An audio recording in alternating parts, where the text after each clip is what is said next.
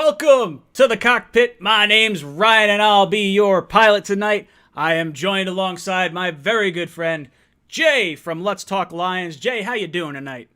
Ryan, how's it going, dude? Everything's good, man. It's been wild here in Detroit. Dude, you guys have a ton going on. Same thing with our Jets. Guys, I know I apologize I didn't get the music going because I jacked up something on my end. But we will have audio the rest of the time, so I apologize about that. But guys, if you want to get all your information from the Lions, I highly recommend Jay's channel over on Let's Talk Lions. There's a link in the description down below to go to his most recent video. I'm going to be giving away a shirt at the end of this live stream. All you have to do is like, follow, and subscribe and comment on his most recent video, and then you will be entered to win a shirt at the end of this stream. So make sure you head over there. Jay, how you doing tonight? And why don't you tell everyone out in the stream where they can find you and basically how you got started talking Lions? Yeah, absolutely. Well, first of all, thanks for having me on, Ryan. You guys are doing awesome stuff. You're doing incredible work. It's awesome to see because I feel like Lions, Jets, there's kind of like this kinship, right? This spirit between us about these teams and the struggles that we have. But yeah, actually, I grew up in Jersey. I moved out here to Michigan back in 2012, and I've been living here since then. Huge Lions fan. And the reason I began this entire show, it's called Let's Talk Lions. And it's because national media hates the Lions, similar to the way that they feel about the jet skis. And so with that was so much of the reason I was sick and tired of national media not giving us the time of day. And so I thought, why not bring the news to my fellow Detroiters out here? It just makes so much sense because it feels like our stories have been intertwined. Jay and I actually met through a mutual friend that we have. Shout out to Dan if he's out in the chat. I know he was paying attention at some point. But we got a lot of news to get into. We could talk about everything that's going on with the Lions, everything that's going on with the Jets, the quarterback carousel that's going around the NFL. So let's start there. Let's talk about Matthew Stafford and what you guys thought of the trade compensation, where he went, what you think of Goff. I want to hear all of it. Dang, dude. Yeah, you know what? That was wild. I went to bed that evening when the trade actually happened. I woke up to 20 plus texts, and literally my first thought was, who died? I was like, oh my God, something terrible is happening. And I start scrolling through them, and it's just Stafford, Goff. And basically, the overall consensus is a lot of us Detroit Lions fans are more than overjoyed with this trade. You know what? We all saw the writing on the wall with Stafford. We knew he was leaving, and LA kind of came out of the woodwork. It was not something that we really anticipated.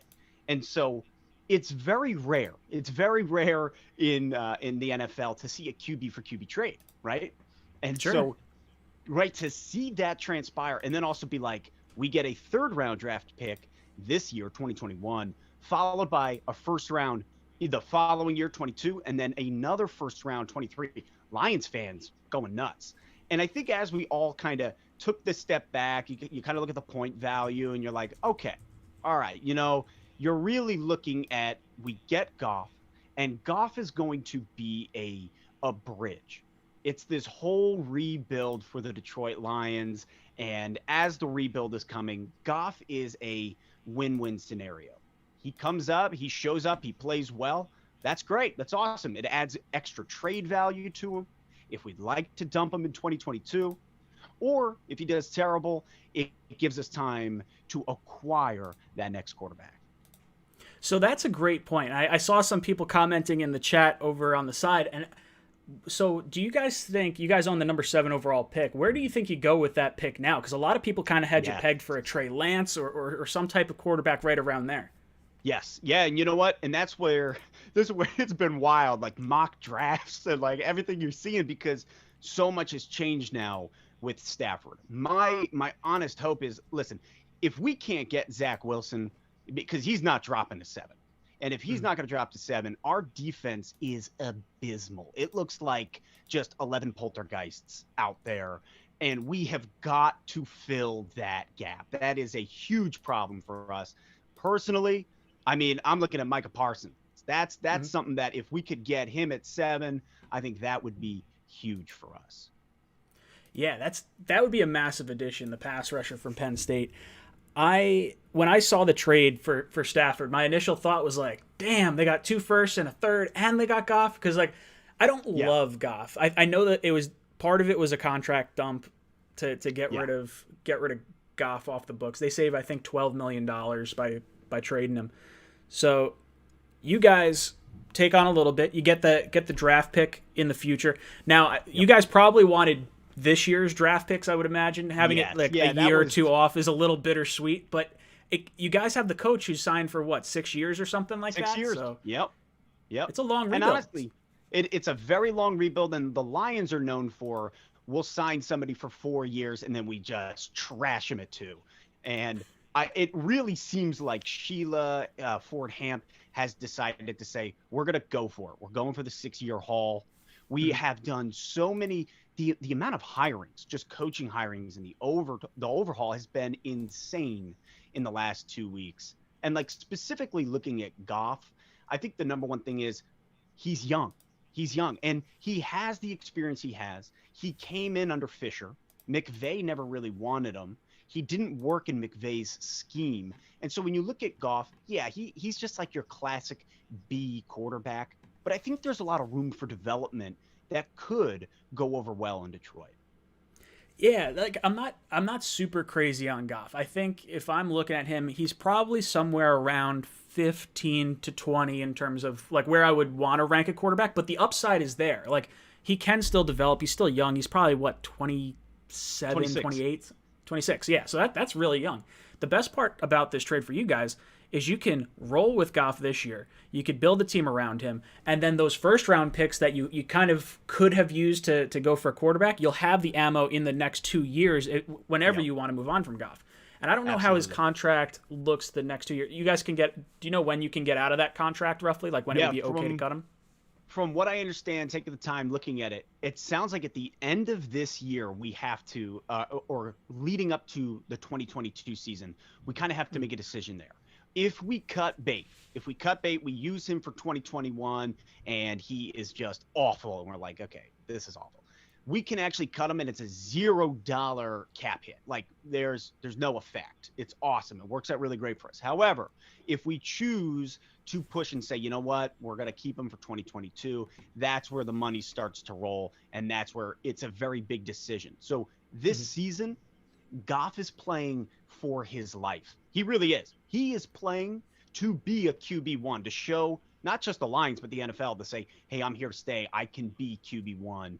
Please don't Mitch Trubisky me.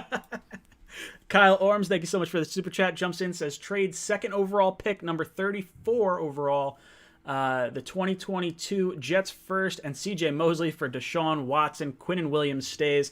I don't want to move Quinnen Williams. Quinnen Williams to me is worth a first and a third for me. When I'm looking at that trade, second overall, 34 in 2022, Jets first, I would absolutely do that. If I could throw CJ Mosley at the Texans, I would. They won't take him, though. That contract is horrible. We made a terrible decision signing CJ Mosley a few years back, 2 years back now. He's played 3/4 of play, and he's made like $30 million on us. It's like, it's brutal. It's one of the worst inside linebacker contracts you could possibly have. Sal Massa jumping in with a super chat says, hey, Jay, what's your thought on DeAndre Swift's rookie year? I know that concussion kind of broke his momentum that he had up to that point. Also, do you think you end up tagging Golladay? Oh, my man. Those are good questions. I love DeAndre Swift. I love him. And you know what? It was really hard because game one, I don't know if you I'm sure you saw it on ESPN, but obviously he dropped the game-winning pass in the back left corner. And in that moment, Lions fans, we just sat there and there was a part of us that was like, uh-oh, here we go. But really what we saw over the course of time was DeAndre Swift really grow into his own. And leading up, like really when you look at it, the game against Jacksonville, now I know it's against the Jags, but he went off. He was incredible. And you watch him start to progress. And then, as you said, the concussion hits. At the end of the season, one thing that I saw in DeAndre Swift that I loved is his fire. That man wants to get out there and he wants to ball out, and he is capable of it. And I am excited as we have Anthony Lynn coming in as our OC and Deuce Staley coming from the Philadelphia Eagles, and he's going to be our running backs coach, and knowing what they can do and the development that they're going to bring to Swift, I'm excited. I'm here for it. Yeah, loving Swift, love the rookie year, excited for year 2. And then to just kind of pop in, I don't want to take up too much time, but looking at Kenny Golladay, I do not think we are going to franchise tag him. Now, very interesting enough, today I read an article that was all about Kenny Golladay. Golladay came out and said, I want to stay. I want to stay. The problem is Kenny Golladay is worth $20 million, and we don't have that for him unless we dump a couple guys, and it's going to be very difficult. Our wide receiver core is falling off. We're losing a lot of guys on the wide receiver end. And so would I like to franchise tag him? Yes, I think that's the only option. Will we? No, I don't think so. So that's a good jumping off point. So I want to get into some of the Lions free agents and who you think are the most critical guys to retain. One guy that I have my eye on, aside from Kenny Golladay, because that's a lot of Jet fans, a lot of football fans in general are keeping an eye on the wide receiver market, and Golladay is high towards the list on a lot of people's lists. Yeah. But Romeo Okwara, the edge rusher for you guys, can you talk to me a little bit about him, and is he going to shake free? What happens with him? What do you think of his play overall throughout the year? So, as I mentioned earlier, our defense was just a black hole. Our defense was terrible. There was only one glimmer of hope on our defense, and it was Romeo Okwara. Watching him play, he was the only bright spot. And I just am praying to the football gods that we re-sign him. That is the number one guy that I'm looking at, that I'm like, that's what I want to re-sign. He's incredible. I love the way he plays. I love his fire. And I think that the Detroit Lions need to re-sign him. And I think it's somewhere in the range of $10 million if we are to do so. That would be nice, because I want to say he had 10 sacks this year. Is that about right? Yeah. Like Yep. He was phenomenal. And really, I'm telling you, on a defense where there was nothing. Mm-hmm. Now, would you say when he got his sacks, did he do it through pass rush moves? Was it like we had Jordan Jenkins on our team? He was is an outside linebacker for us. And a lot of his sacks tend to wind up being coverage sacks. They're like, the secondary holds up well enough, and then he winds up, the cleanup crew for the quarterback holding the ball too long. Would you say Okwara is a guy that will like put a swim move on or a spin move or something like that will get to the quarterback, or is he more of like a bull rush? Like, how would you describe his? He's more of a bull rush. Yeah, he's more of like he torpedoes right on through there. And honestly, like looking at him, because our D-line in general is not good at getting to the QB. There's one thing, watching the Detroit Lions, you don't see enough sacks, and it's just very difficult. But Okwara was the type of guy who was able to blitz through, to torpedo through, and make the play, make that sack. Yeah, you guys have both Okwaras, right? You have his younger brother. Yeah, I think, Julian. too. Yep. I wanted him in the draft. What was it, last year? I think it was. Yes. I was all about him. So when I was going through contracts, I was like, all right, who's going to get cut? Who's potentially up for a contract? And I think Okwara had like a void year. I think that's what it was for this season. So like he becomes a free agent because they have the voided contract at the end of this season. Gotcha. What about your other free agents?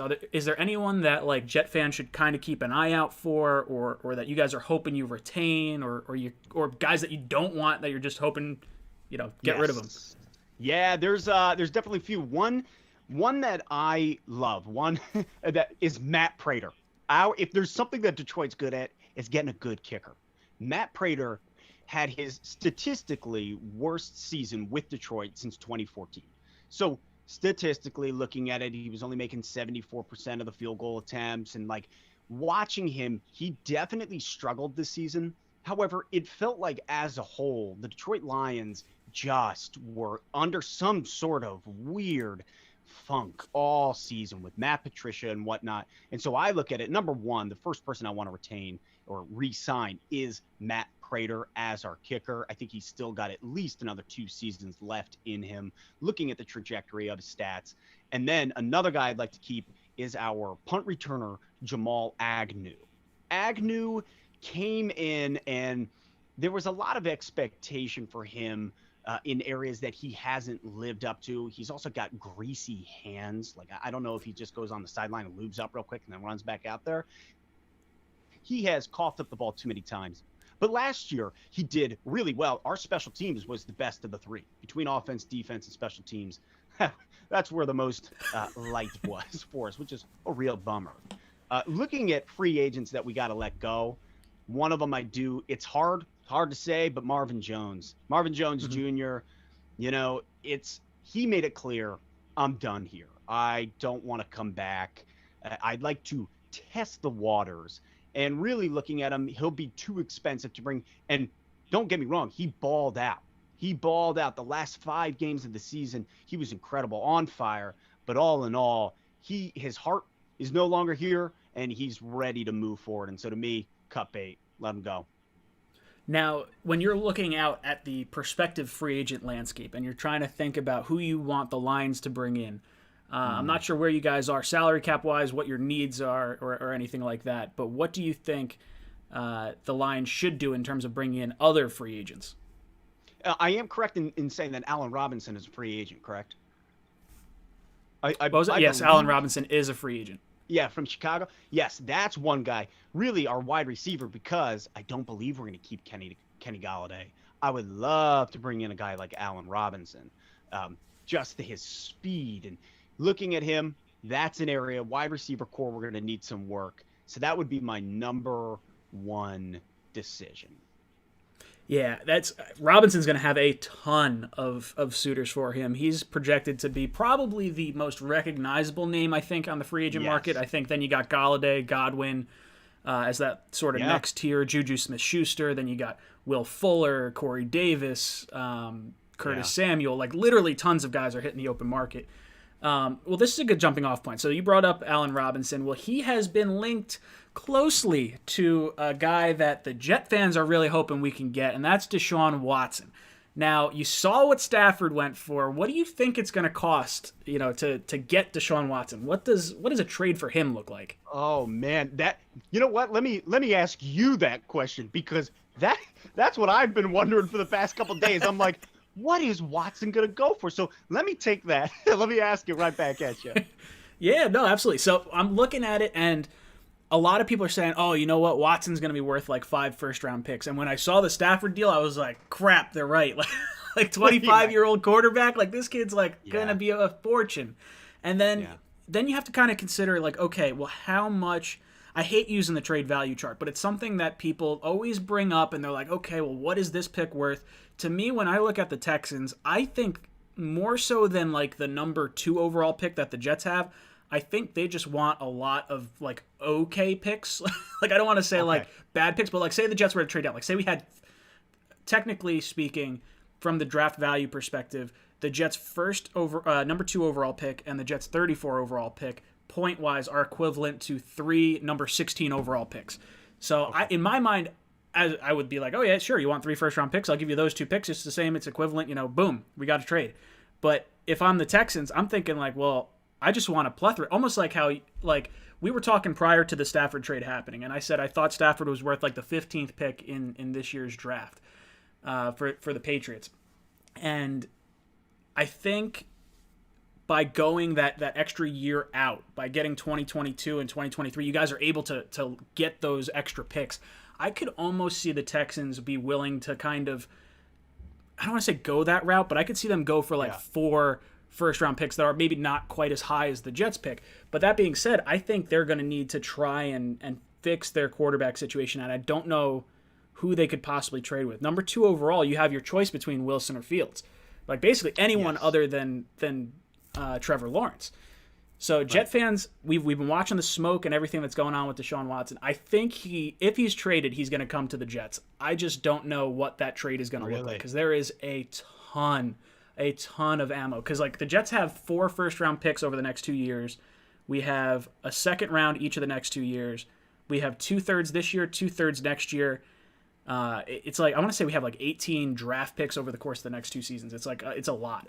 Wow. Not to mention we're going to wind up Darnold then. Oh, I'm sorry. So that's exactly it. So Darnold, I think we're going to trade him. I think the Jets wind up getting like a second-round pick for him.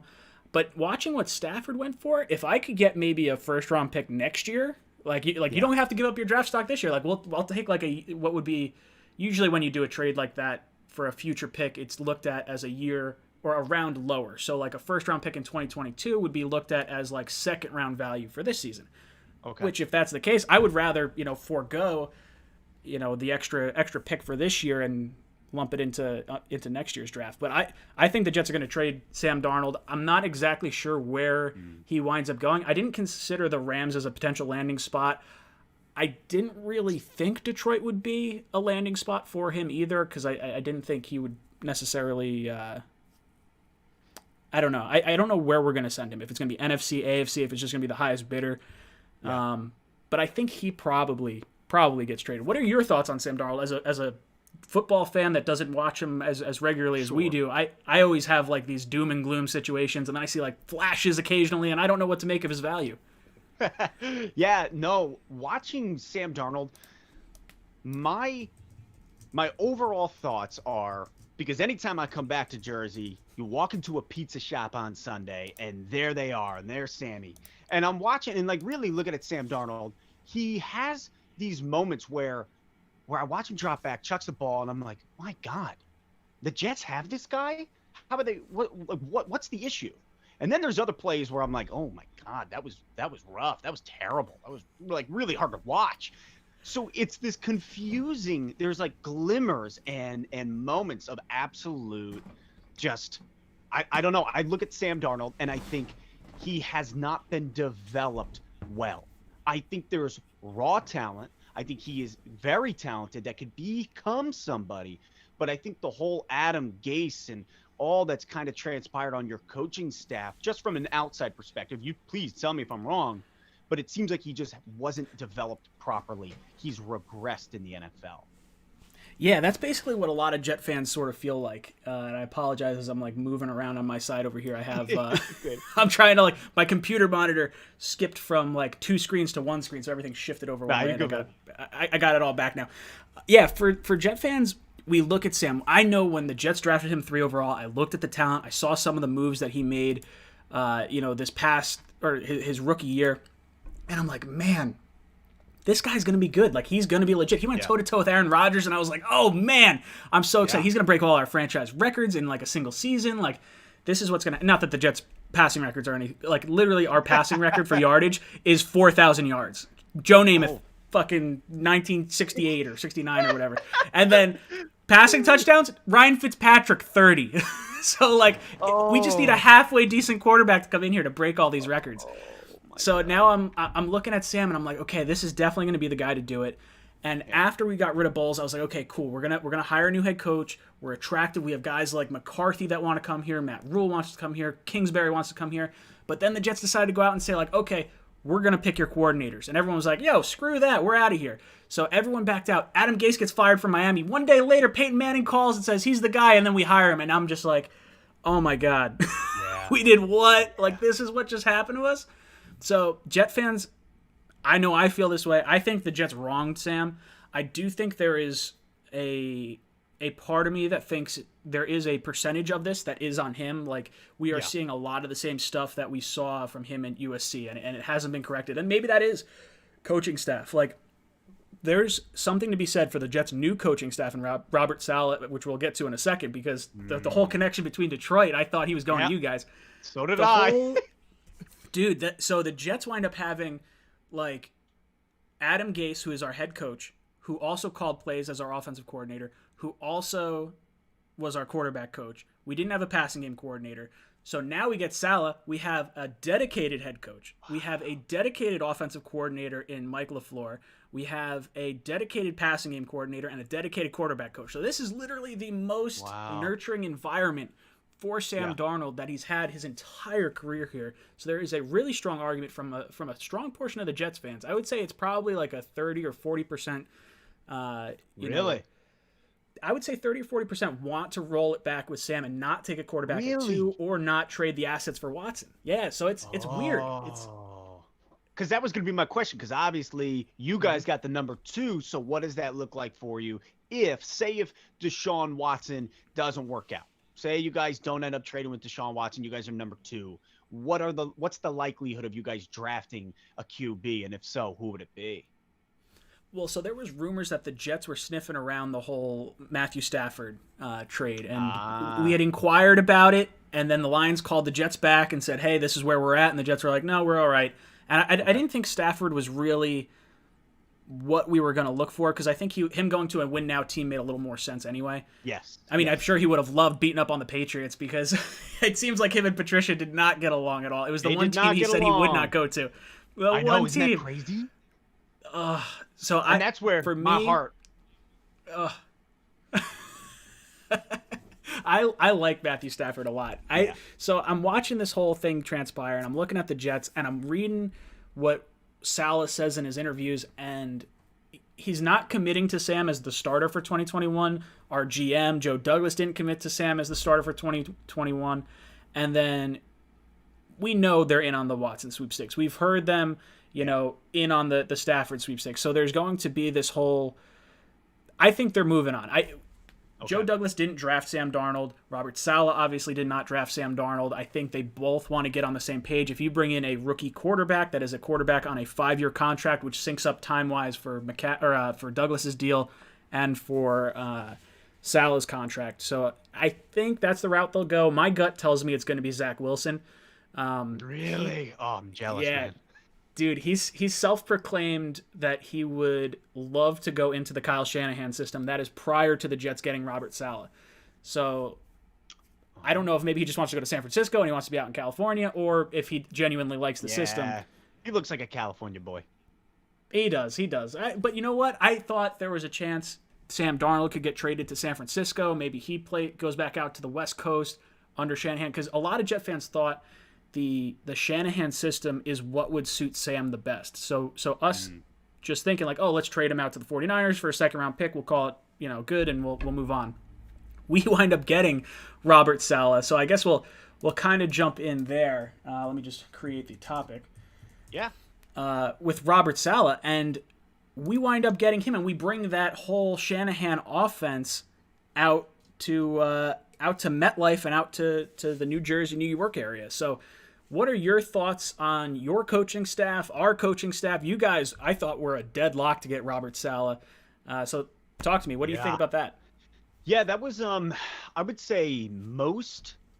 Yeah, I sat on a panel with like 5 other Detroit Lions YouTubers, and all 5 were like, we're getting Saleh. Saleh's going to be the head coach.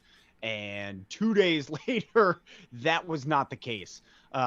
It was unexpected. I think, when they brought in Brad Holmes knew as our new GM, Brad Holmes came from LA.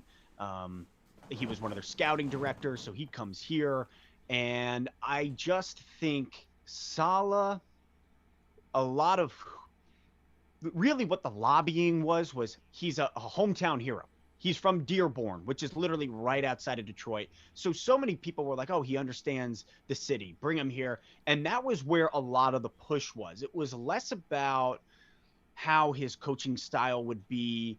My personal opinion was I did not want Robert Saleh. I didn't, and I hope he works out for you guys. I didn't think that his energy, who he was going to lead this Detroit Lions team the way we need led. There's something about Dan Campbell that the moment Dan Campbell was announced to be our head coach, it was a mind-blowing moment, because we're like, okay, wow, Robert Saleh went to the Jets 2 days ago. Now we're getting this guy. Everybody is amped on Dan Campbell. So I am very much okay with the decision. Robert Saleh was not my number one. A lot of people hated on me for it, but I was very interested in Doug Peterson. That's where that's where I was leaning. I love Doug Peterson. I think, there's, play calling and certain things that he's done that are, a little bit no-go. But all in all, I liked Doug Peterson. I liked the experience. And that's something that Detroit Lions fans wanted. We wanted experience. We wanted somebody with actual head coaching experience. And that was a reason why I didn't want Saleh. He hasn't been a head coach. So I was kind of very, very wary of that. Dan Campbell was the interim head coach for the Miami Dolphins for 12 games. So there is that little bit of experience. It's not a lot, but it's more than we're used to with Matty Patricia. So I really like the whole Saints hire. Now, I see some guys in Yes. the chat that are saying, "What did you think about the whole eating kneecaps or whatever for the press conference?" Wow. He's just going right there, boys. All right. Quite frankly, I was so amped. I was like, am I allowed to be a water boy for this team? Because I'll do it. I will hydrate the kneecap eaters. So all in all, when that got said, I didn't even flinch. I just sat there and I'm like, yeah, send this 160-pound white dude Jay right through a wall. Let's go. Um, all in all, I think Dan Campbell, you could tell he was nervous. He said that it was that player coach mentality. The guy was so fired up, he didn't know what to not say. All in all, that pumped me up. I was fine with it because really, Dan Campbell did talk about it later. He came back, 2 days later, whatever. Mm-hmm. He made it very clear. He said that press conference wasn't for the other 49 states. That was for Michigan. That was for Detroit. I love it. Right? Like he was so apparent. He was like, "That's not for any of you. That's for these people." Because for us, the city of Detroit, that resonated. There was this: you get knocked down, but you get back up again, and you just keep going. You keep fighting, and that's the Detroit mentality. And I think he really did a good job of speaking to us as fans that are so. We've dealt with this before, man. Like Ryan, we have dealt with this before, and he even said that he's like, you have had to deal with this, and I don't want you to anymore.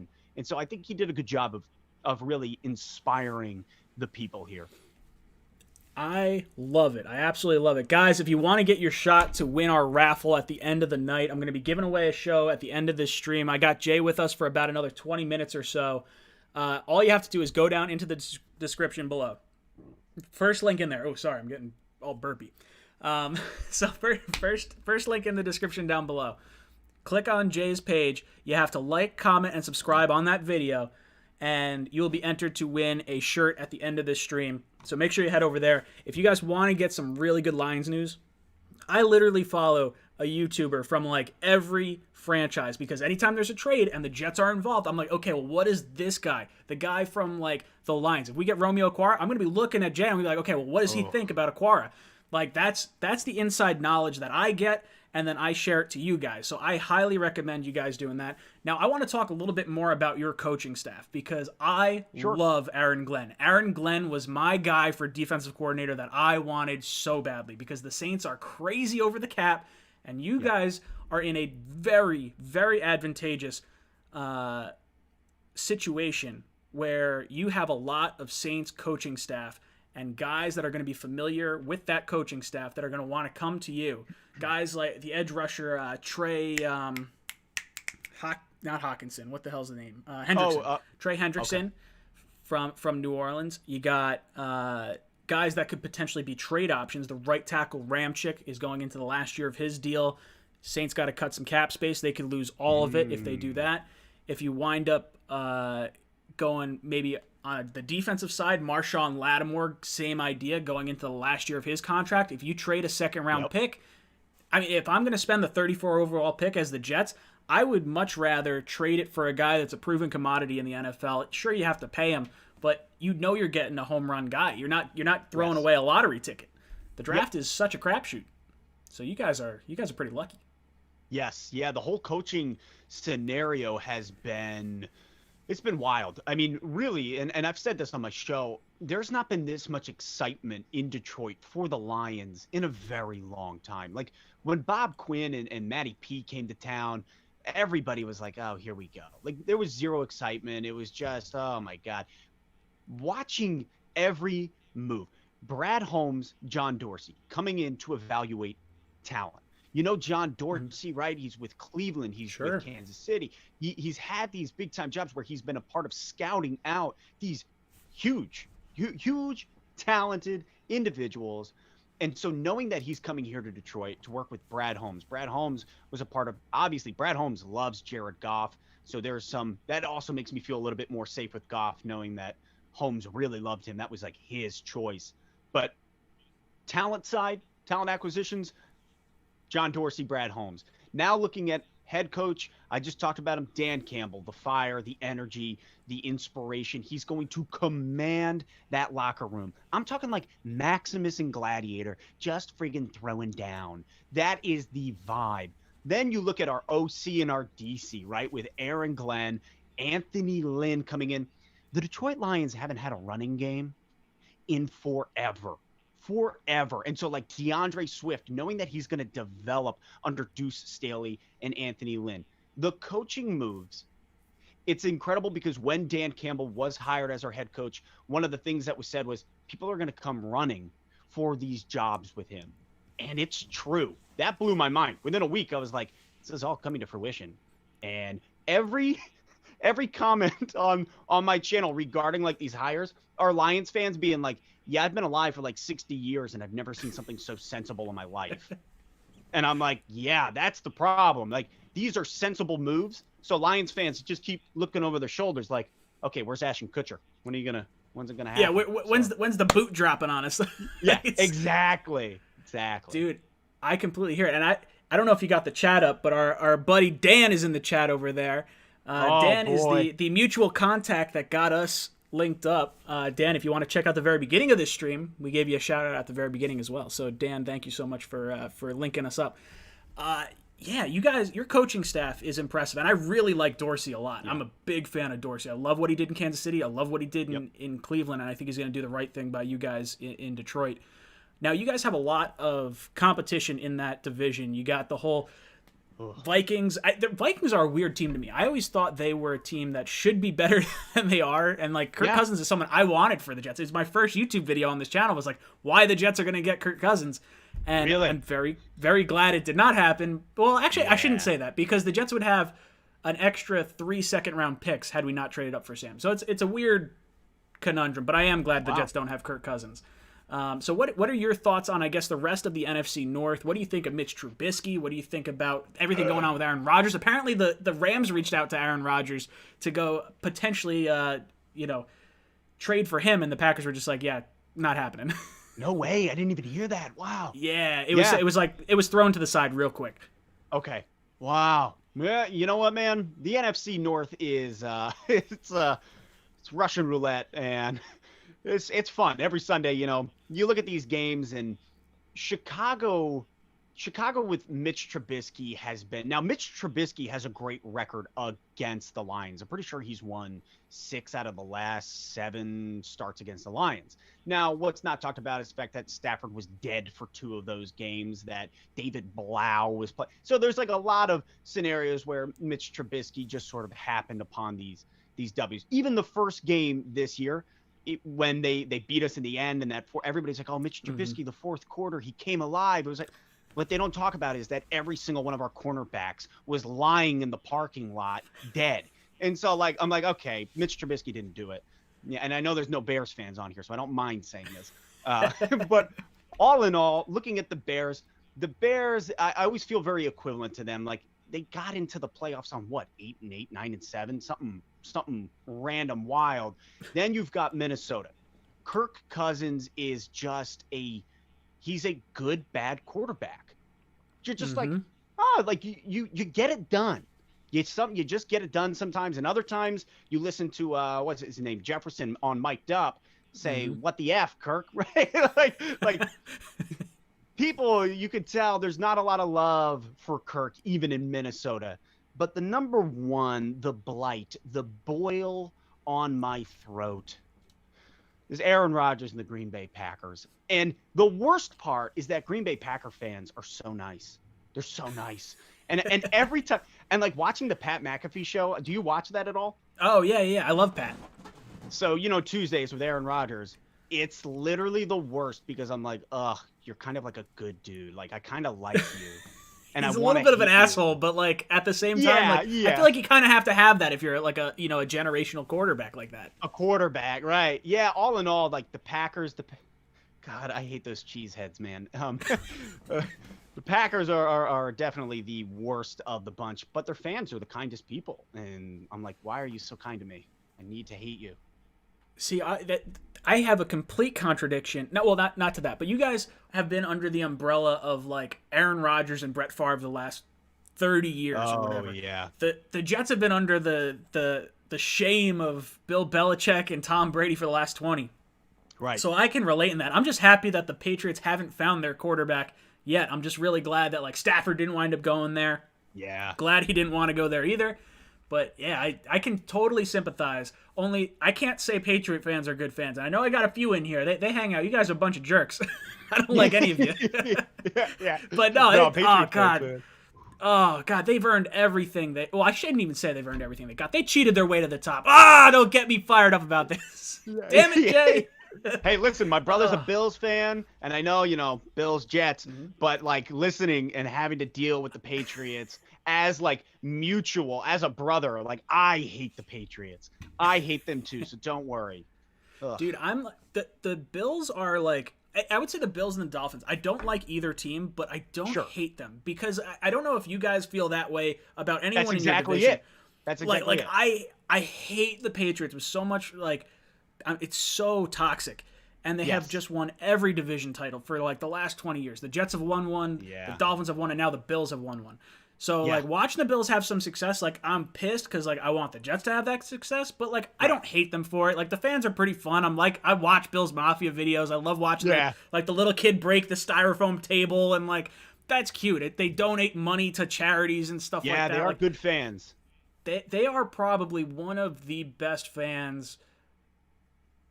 bases, I would say, in the NFL. I mean, there's a lot of really good ones, but they're an interesting one, and I think more fans from other teams sort of enjoy watching Bills Mafia than like maybe some other fans of other franchises. Oh yeah. No, it's funny you say that. That's literally it. The Packers are the equivalent of the Pats.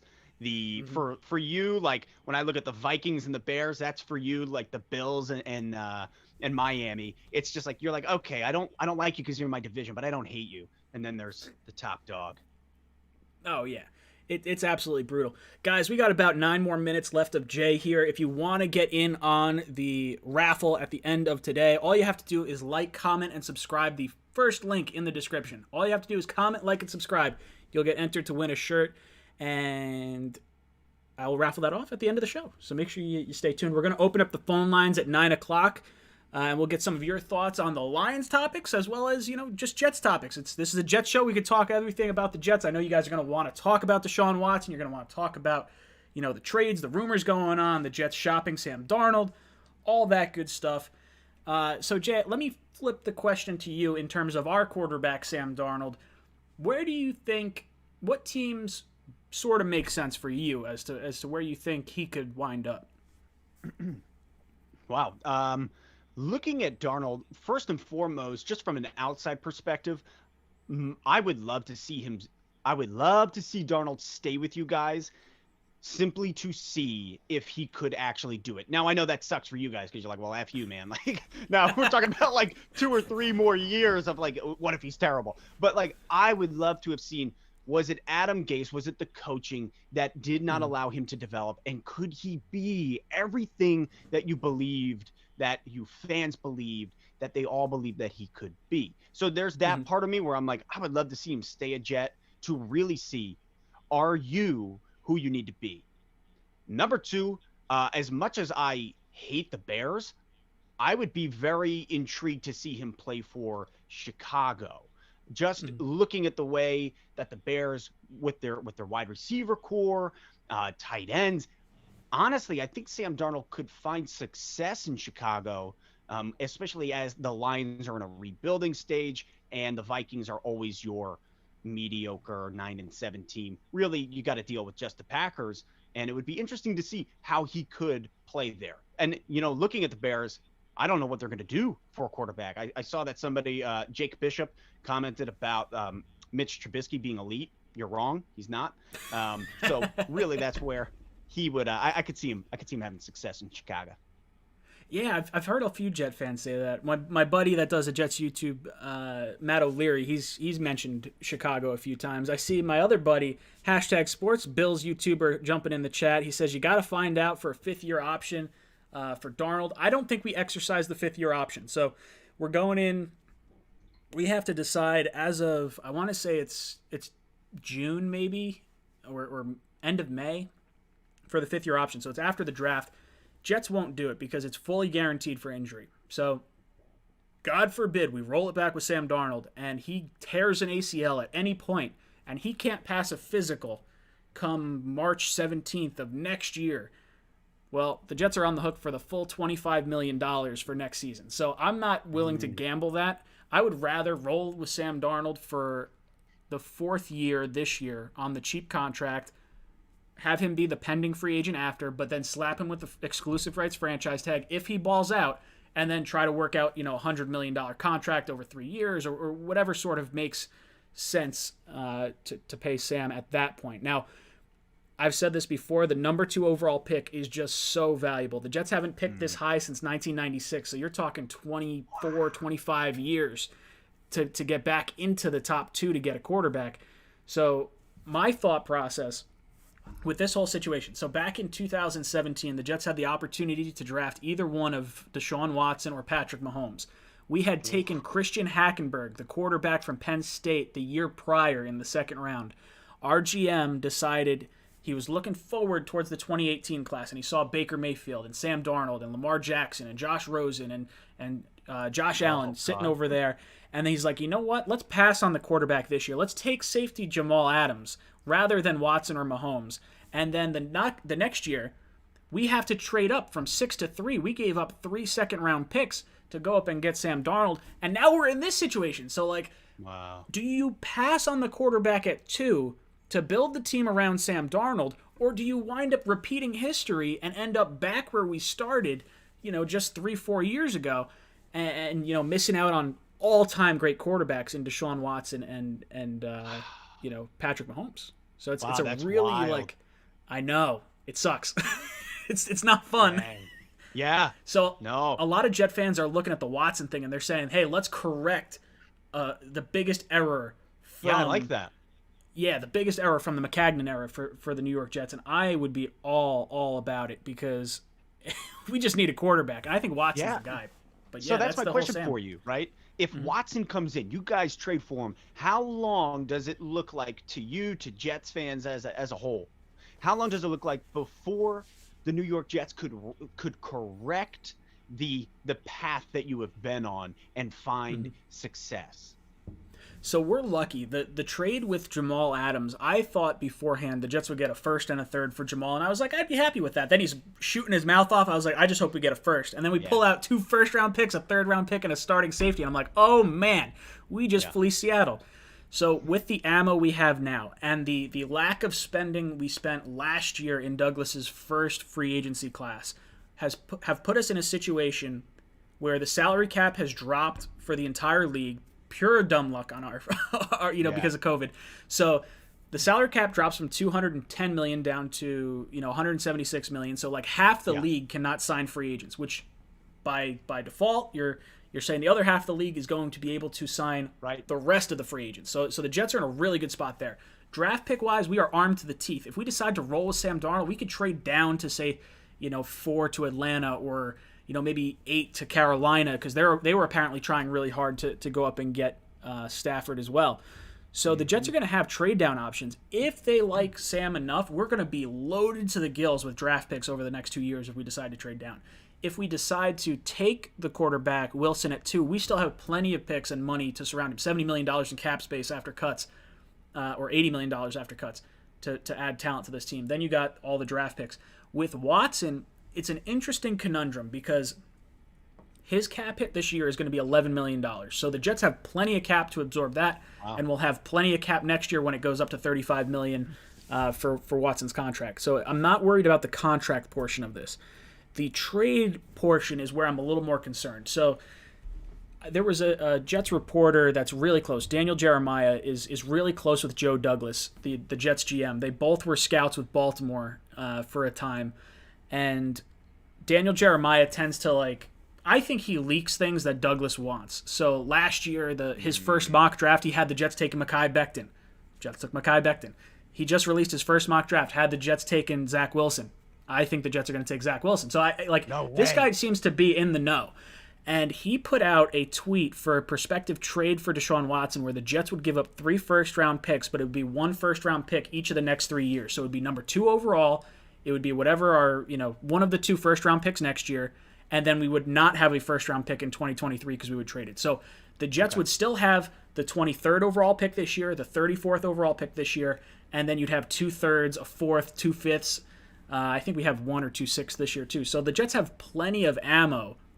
If it's 3 first-round picks, if that's the price to pay for Watson, 100%, all gas, no brake. Like, I'm all Robert Saleh, like, all about it. Dude, I want it. I want Deshaun Watson in the worst way.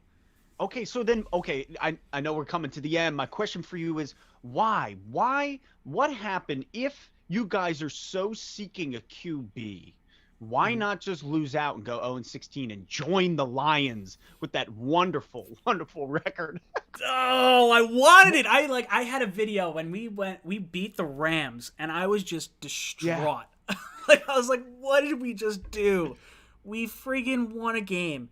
And then we wind up winning the next game, and I was like, well, at least I could root for a win against the Patriots, and then we wind up getting blown out in the last game of the season, too. I was devastated. I wanted to go 0-16 in the worst way. What was the purpose of the W? Well, there wasn't one. That's the biggest thing is, the Jets sort of did, everything they could to lose that game, and then the Rams kind of did everything they could to lose that game. It was just dumb decision after dumb decision by the Rams. Okay. And I was just fascinated by it.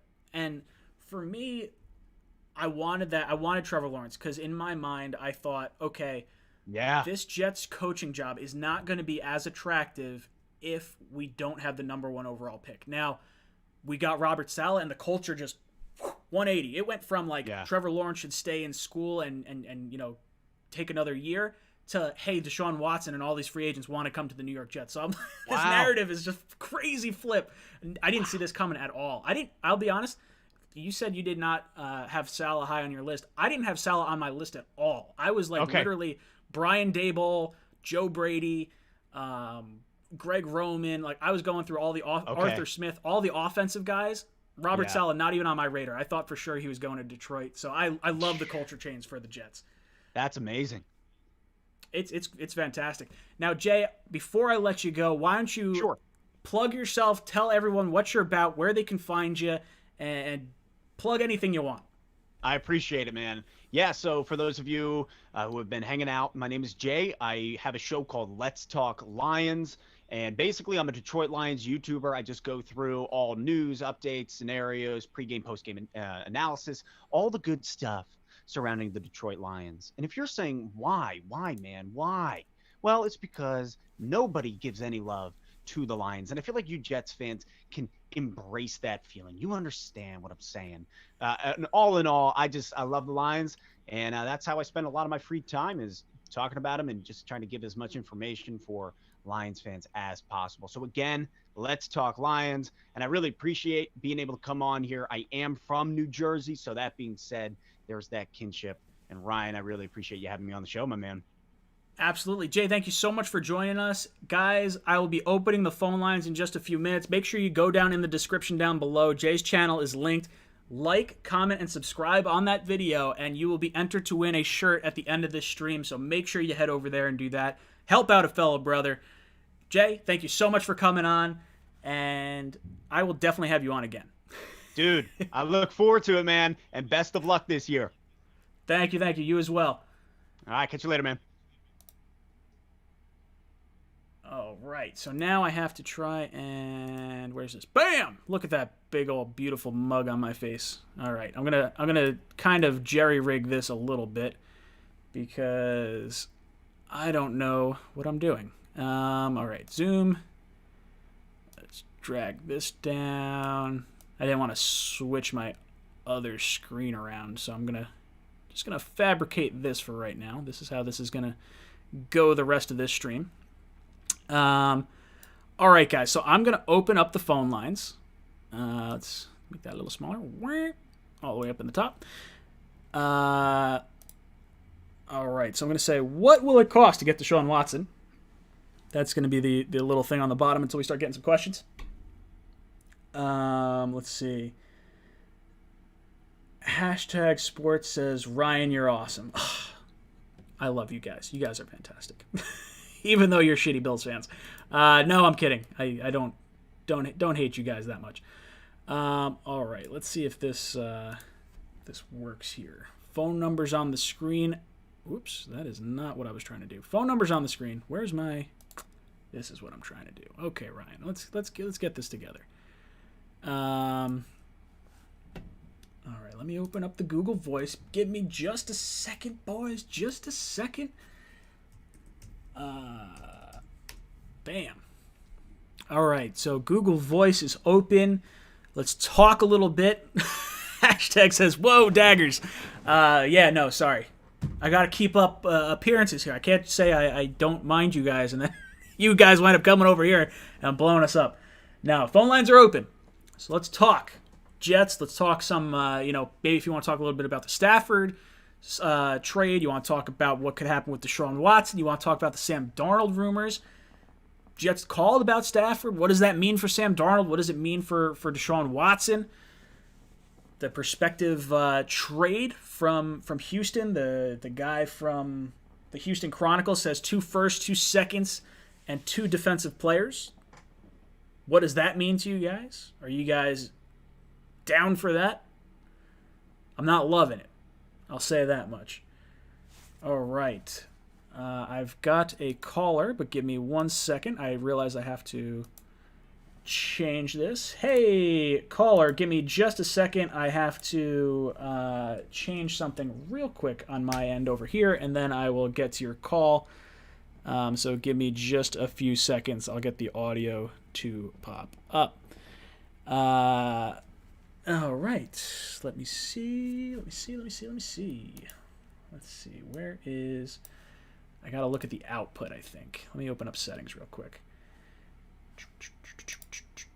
Audio settings.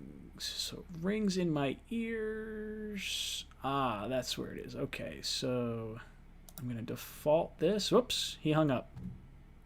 All right.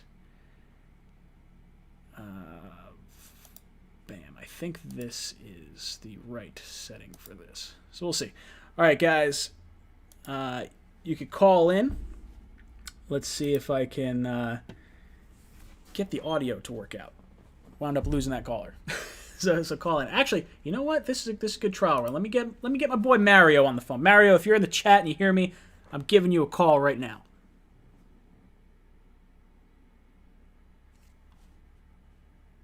Let's see. Is it working? Ringing. I need the ringing to go to my ears. Hold on 1 second. All right. Can you hear me, Mario? Not yet. Oh, well, you could probably hear me. I can't hear you. Give me just a second. Let me try to figure this out.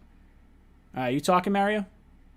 All right, I can hear you now. I don't know if the chat can hear you though. So give me just a few seconds to figure out why this is acting all sorts of goofy on me.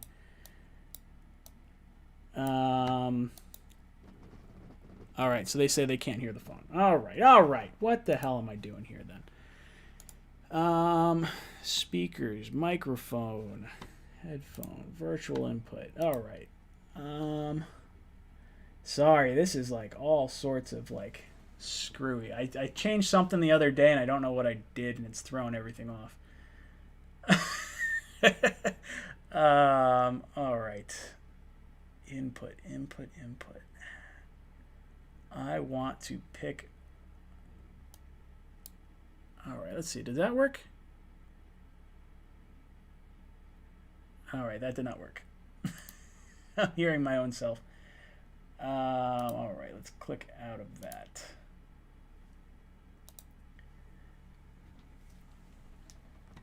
So the way I do this, I have a virtual mixer. So it's a little confusing. So I have, yeah, it's a little goofy. Let me see if it's over. Where did I put it? Audio capture. No, it's like I'm using it as a device capture. So let me properties, voice meter. Oh, I think this is it. All right, try talking again. No, dang it. All right. Oh, tell me I'm not going to be able to get this to work. I'm going to be pretty upset. Hardware. right, so it's picking up properties, speakers, streaming output. Yeah, just man the chat for me to figure out what the heck I'm doing over here. What did I do differently? Yeah, that's AV's just what a jerk. Just turn it off is what he's telling me. God, I'll find this. Bear with me. All right, try talking again. Let's see if this. God damn it. All right, I'm close here. Oh, you know what it is? I bet I know what it is. I think I know what it is. I think it's in my sound settings for my computer. I must have clicked off of something. Oh, yep, there it is. Okay, cool. All right, I think... Hold on, did I click the right one, though? Start talking. Hold on. All right, try talking again. God damn it. It's right here. I know it's right there. Voice meter. Ugh, come on. Voice meter. All right. You know what I'm going to do? I'm going to click out of that thing one more time. This is embarrassing. This is like technical difficulties 101. Like I can't. All right, it's coming out. I need to pick up the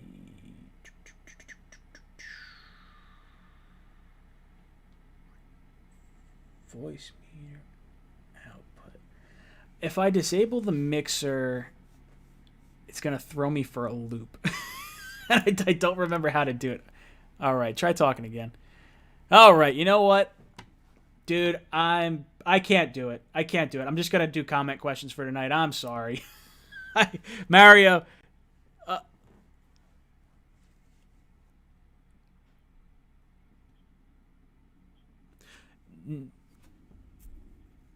Well, I don't think you can. So Mario asks about the 5th-year option for Sam Darnold. I don't think you have to actually decide on that till May. I think the Jets have a lot of time to do that. So they could trade him prior to that, and if a team says, hey, we want him for his 5th-year option, we could exercise it and then trade him elsewhere. But the Jets don't have to make a call on it just yet. Because I thought it was before the draft as well. I thought it was right around March when the start of the season happened.